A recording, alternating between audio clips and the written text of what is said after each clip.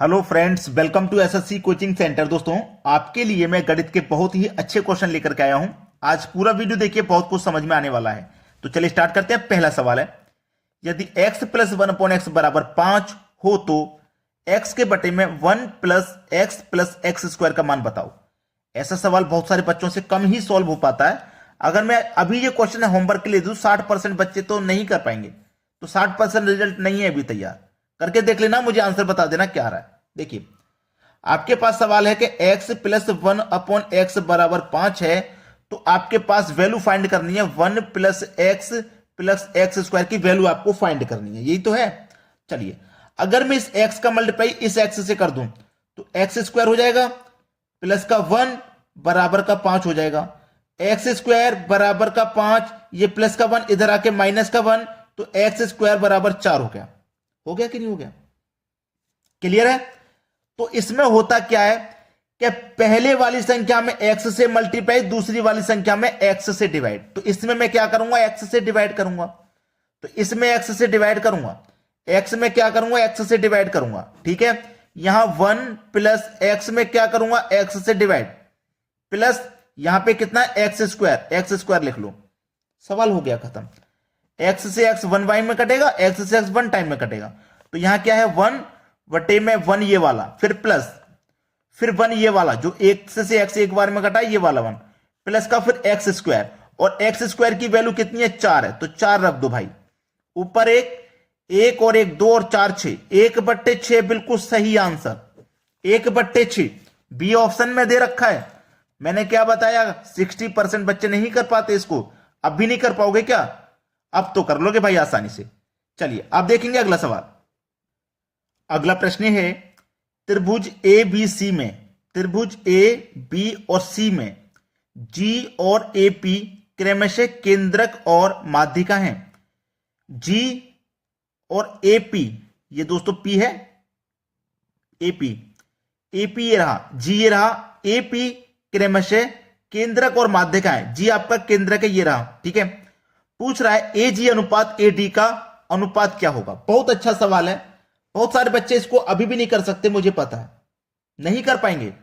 देखिए, ऐसे सवाल में कुछ नहीं करना होता, केवल आंसर देना होता है। जैसे मैं आंसर बता दूंगा कि बी ऑप्शन इसका सही जवाब है। क्यों सही है? पहले पूछा है उसने क्या? ए जी, यानी कि ए जी। ठीक है, ए जी तो पूछा है, ए और जी कितनी है? 2 पॉइंट है, अनुपात 2।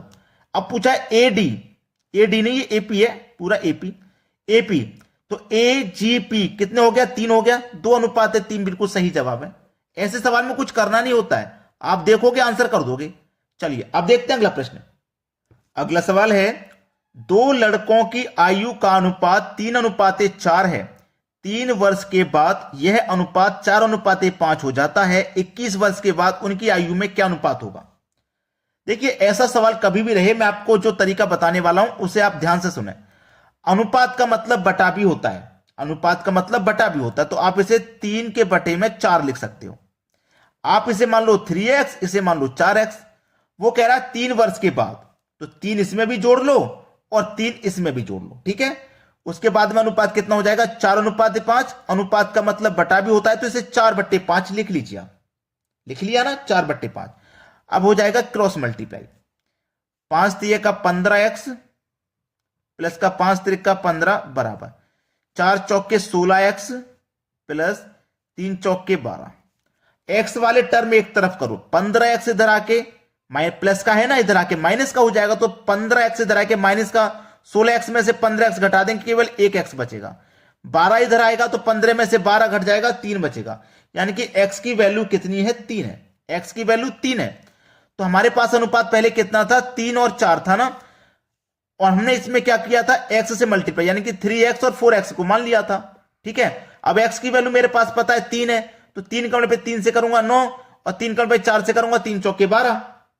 पूछ रहा है 21 वर्ष के बाद, यानी कि अभी इनकी उम्र 9 और 12 है, तो 21 वर्ष के बाद कितनी हो जाएगी? 21 इसमें भी जोड़ दो, 21 इसमें भी जोड़ दो।